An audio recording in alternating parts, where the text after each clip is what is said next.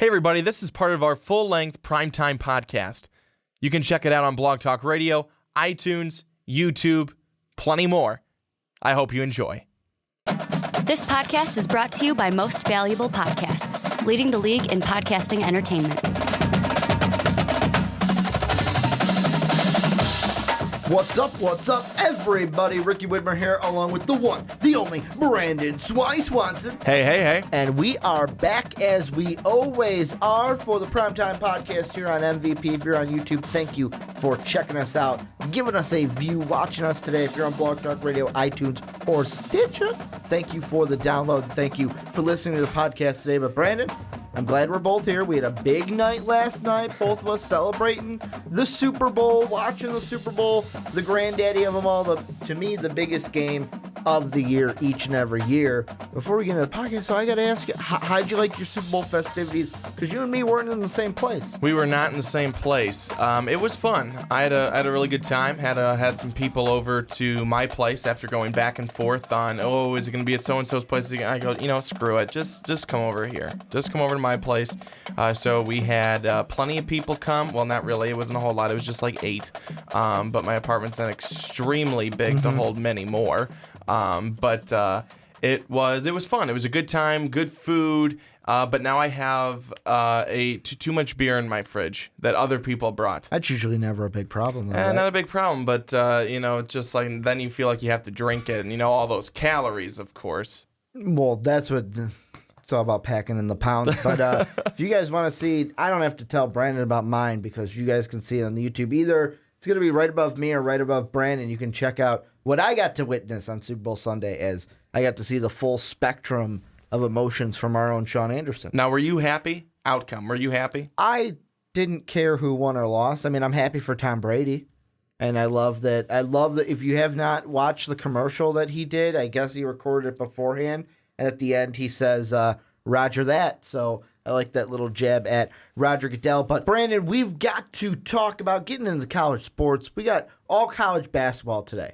We're not looking at football. I mean, Joe Mixon, I thought he got invited. Apparently he's not going to get invited to the Combine. That was a story I thought about for today, but it is all college basketball on the docket. We're going to look at 2 Illinois teams in the Fighting Illini and the Redbirds from Iowa State, and then we're going to start off the podcast here with the Oregon Ducks. They beat a team over the weekend in Arizona that you and me talked about, I think it was 2 weeks ago. We asked, can Alonzo Trier help this team make a Final Four run? And one of the games we talked about was this Oregon game. And man, did Oregon make a statement in this one. After this game against Arizona, can this Oregon team, is this finally the year they make a run at the Final Four? Is this the year they do it? Well, this Oregon team certainly showed us over the weekend that they have the tools to be able to do so, and that they definitely can make a run. And I think that when you beat a team like they beat in Arizona, the way they beat them, not close. I remember looking at my phone and seeing 85-58, the final score. Ridiculous. Absolutely ridiculous. I could not believe it. And I think that other people will probably not, they will look at the Arizona game, and they will also look at some of the other games that Oregon has played. You look at going back at the time, UCLA number 2, they beat them by 2 points, 89-87. I think that you have to look at USC at the time was 22, beat them 84-61. Then they took care of business all the way through there. They lose to Colorado 74-65, just beat Arizona State by a point, and then the blowout against Arizona. I think that this team right now, this Oregon team, they really don't have any flashy numbers, in my opinion. I don't think they have a whole lot of flashy numbers. They just seem to get the job done, and I think that for them right now, after that Arizona win, you have Arizona, now you have UCLA, and now I think, back-to-back tests like that. And UCLA, we've talked about UCLA a little bit. They had a buzzer-beater win over them in the last meeting this year. They're a very, very strong team. Arizona, I still believe them to be a very strong team. But Oregon, coming out and beating them the way that they did, I think that you certainly have to look at the Ducks and go, and ask the question, like you did to me, does this team have what it takes to make the Final Four?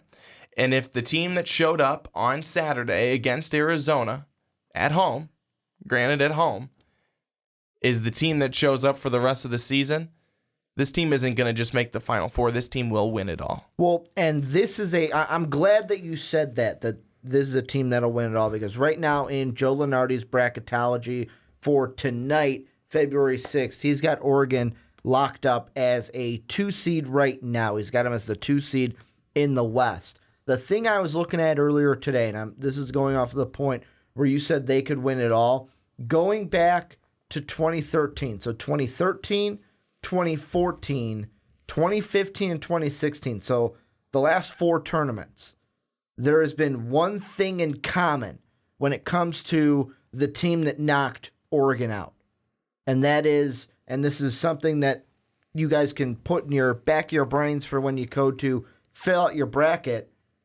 If you're beating Oregon in this tournament and you're knocking them out, you're going to the Final Four. I mean, 2013, they lose to Louisville. Louisville won it all that year. They lose to Wisconsin in the second round in 2014. That Wisconsin team goes to the Final Four. They lose to Wisconsin again in 2015. That Wisconsin team went to the national championship. And then last year, they lose to Buddy Hield in Oklahoma. That team goes to the Final Four. So if this team has been so good in recent years, if you're knocking them out, odds are you're going to the Final Four. And that's why I really came up with this. I thought about this question because this Oregon team has talent. I remember that Duke game last year in the tournament where, I mean, Coach K was talking up. He was talking up Booker in this game, and it was one of those things where it's like, this kid is going to be special. And it's one of those things where, Brooks, not Booker, Brooks, where it was one of those things where this kid's going to be special. And Coach K even mentioned where it's like, he's good right now, just wait until next year. That's the whole thing where it's like, what did you tell him when you shook his hand kind of a thing, because there was that little showboating going on. But when he is on, when Brooks is on, this Oregon team can win every game. Like, I go to their last loss when they played on the road at Colorado. He went 2 of 6 in 31 minutes. If he shoots like that, obviously they're not going to win. But if he has his stellar games where he was, second in points in the Arizona win, then this Oregon team not only is going to win, they can go far. My only question with them, and this goes off of their tournament history, not off of their play this season, is when they get to the tournament, usually what it is, and you can look for it for yourself, because every single team in the last 4 years has gone to the Final Four. They either in their second game or their first Elite Eight game, they lose. They lose to a team, a quality opponent. Like, I don't remember if it was 14 or 15, but I had them knocking off Wisconsin. I want to say it was 15. I had them, the rematch from last year, they're going to meet, they're going to knock them off. Because of the three-point shooting, it didn't happen. So this Oregon team, like, I sit here right now and I think this team has the talent, but can they do it? I have that little bit of doubt in my heart of hearts. They had 35 points coming off the bench, and Brooks was able to add 18 points. Now he's averaging 14, right around 14, a little over 14 a game. I think that if the Oregon Ducks can keep up with him maybe bumping that average a little bit more, 15, 16 points a game. If you can get that type of production off the bench of 35 points. On the other side for Arizona, they got 16 points off the bench. 16 points, 12 of that being from Alonzo Trier. So I think that this Oregon Ducks team, if they can be very solid like that, and they shot over their season average. I think they're only averaging like 78 points a game. They shot 80. They shot so well they got 85 points, and you did that against Arizona, and you held them to under 60. So I think that there's something special about the Oregon Ducks. I almost said the Arizona Ducks. That'd be wrong, but the Oregon Ducks. There's something special about them because you don't just come out and you blow out the number 5 team. That number 5 team is darn good. You don't do that if you're a fluke. You don't do that if you're a fluke. You don't. And you don't do that if you're a fluke. You don't play the rest of the games like you do in your season if that's a fluke. You're not 21-3 because it's a fluke. You're not 10-1 in your conference because it's a fluke. You are all of that because you are good. Now, Oregon, what they need to do is they need to be able to set themselves up for the tournament. That's all it comes down to. All of this, that's nice. That's nice. This is homecoming. Prom is coming up, though, soon at the end of the year. You need to be ready for that. That's what you need to be ready for. Well, you got to make sure you have your dress picked out. You need to make sure you got the right bouquet of flowers. That dress you need is to make sure you expensive, got the boutonniere right. Can't have it be wrong. Everything's got to be right when you get to the big moment. All your ducks got to be in order. They got to be in a row. Absolutely. See what I did there? See what I did? Oregon Ducks. See what I did? Saw it. You didn't need to explain it. You've now ruined the joke. The one thing to go off of that I look at is their next two games, UCLA, USC. Two things. Number one, both those games are on the road. Number two, you think that the Bruins and the Trojans don't have now that game circled because USC is sitting there saying, please don't let the Bruins beat you. Please, we want to be the ones to get the revenge first. They got two revenge games coming up on the road where if they can win these games and win them like they did against Arizona, then I will have more confidence going into the tournament because it's great to win at home, but those are the games you're supposed to win. It's the games on the road that show me, okay, if you can win in that environment, you can win on the road in the tournament. So you're going to think I'm crazy. And so are I usually do. So are our viewers. Just like you usually think I'm crazy. Biggest game coming up right now, Colorado. Because they lost to them. You lose to Colorado, an unranked Colorado team twice. That's not looking good. That's not looking good. And I say that is the biggest game because, yes, you're going to get up and you're going to play for UCLA, number 10 team in the nation. You're going to get up for them. USC, you're going to get up for them because they're USC. Sometimes it might be hard to get up for Colorado because they are nothing special. They are nothing special compared to this Oregon Ducks team.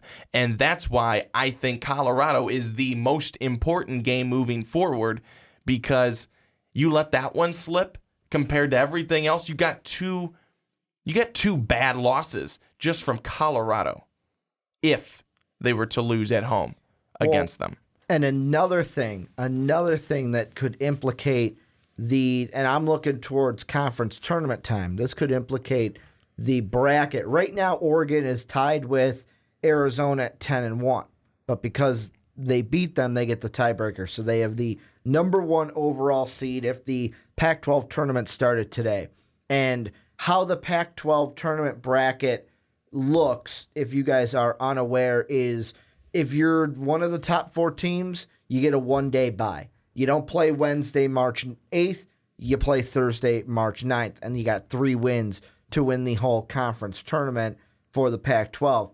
All the other teams, 5 through 12, play that first game. And if they're the number one seed, that means they're going to play the winner of 8 and 9. Right now, that would be the winner of Washington State and Arizona State. However, depending on what those teams do towards the end, let's say they do lose to a Colorado again.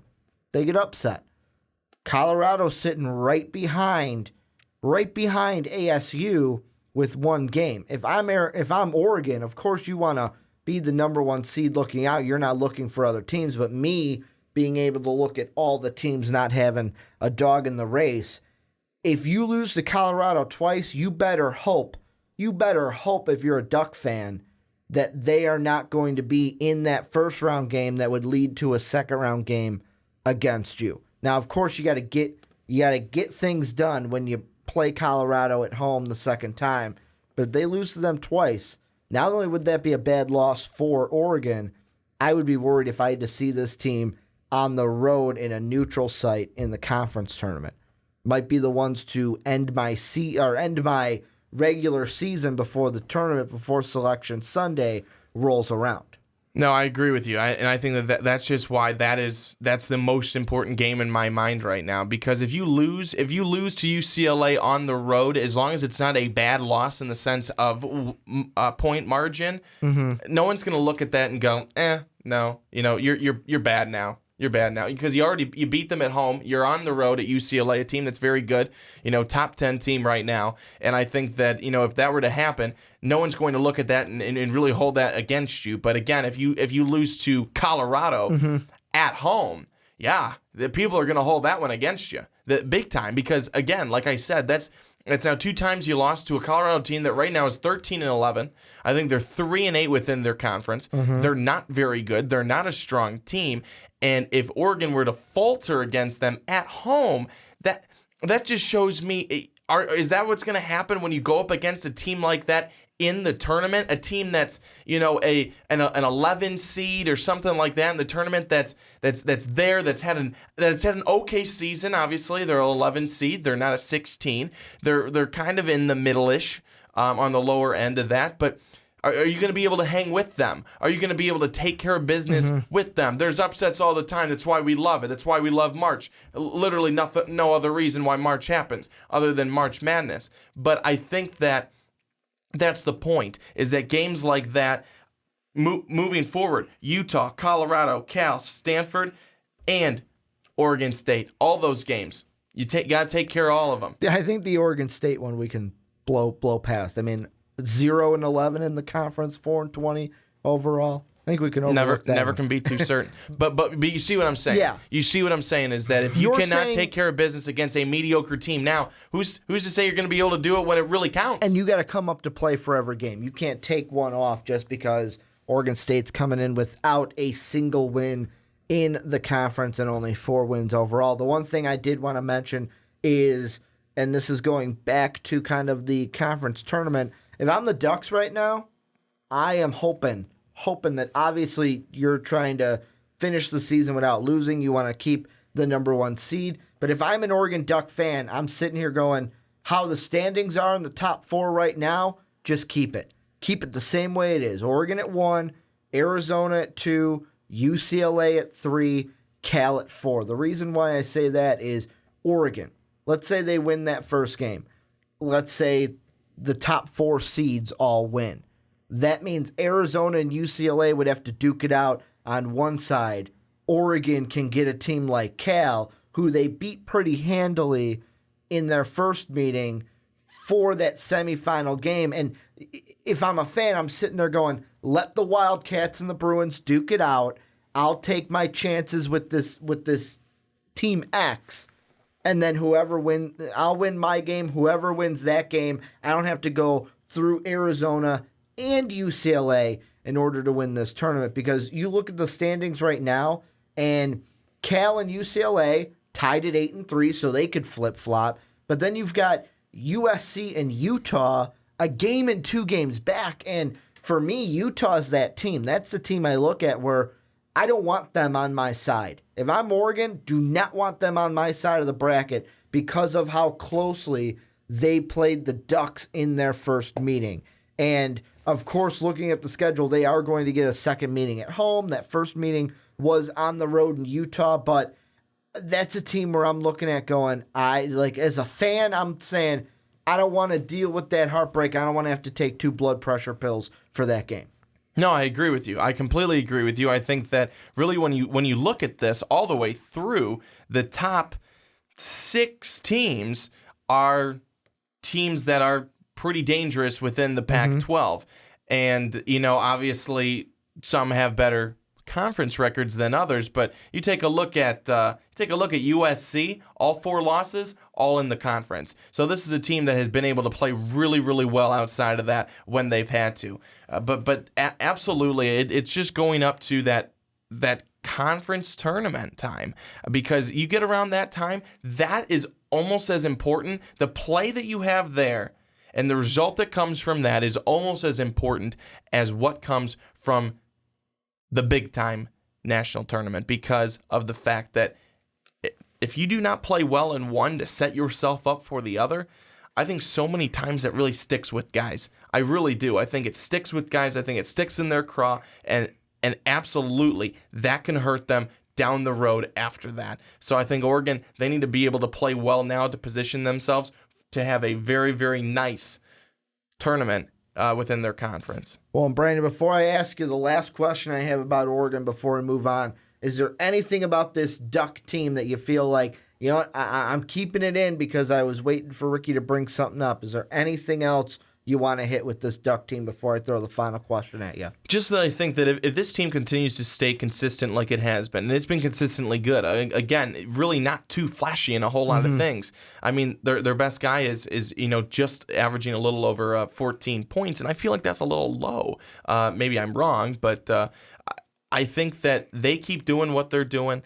They continue to have guys coming off the bench that are contributing each and every night. This team is going to be good. And I think that this team is going to be really set and positioned in a good spot to be able to make a run for both their Pac-12 tournament and for the national tournament. Well, and that leads into the final question. I'm asking you to pull out your crystal ball. I'll pull mine out after you pull yours out. And how do you see the rest of the regular season going for the Ducks? And how do you see the conference tournament playing out for Oregon?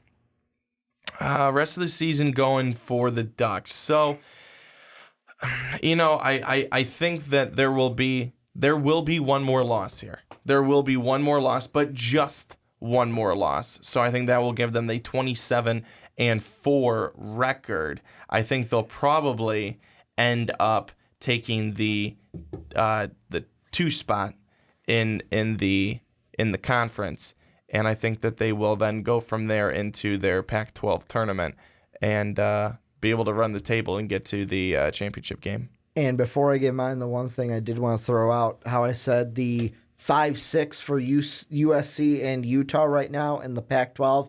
If Oregon is the number 1 seed, they want Utah in the 6th seed, so that pushes Utah to the other side of the bracket.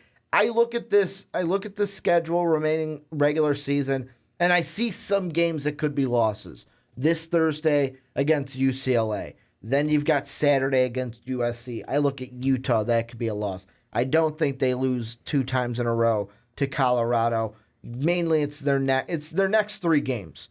It's your next 3 is where one of the losses could happen. I'm going to be bold, though. I'm saying they win out. They're going to win out the regular season. They will go into the conference tournament as the number 1 seed. However, what I do have happening, because they beat UCLA, I think it's going to be Oregon at 1, Arizona at 2, USC or Cal at 3. Don't know who I want to pick there. And then UCLA at 4. So I think that Oregon will not get their wish of let the Bruins and the Wildcats kind of duke it out and we'll play one of them. They'll have to maybe go through both UCLA and Arizona in order to win the Pac-12 conference tournament. But this is where you guys come in. Let us know down below what you guys think of the Oregon Ducks as they end this regular season and how far do you think they'll go in the tournament. And here's another throw-out question. If you don't think they're going to go all the way this season, tell me who the team is that's going to knock them out so I can pick them to beat Oregon and pick that team to go to the Final Four, because that's what happens in the last 4 years for the Oregon Ducks. Hey everybody, thanks so much for watching. I hope you enjoyed a lot of emotion. If you want more, click this video right over my left shoulder. You will certainly not regret it.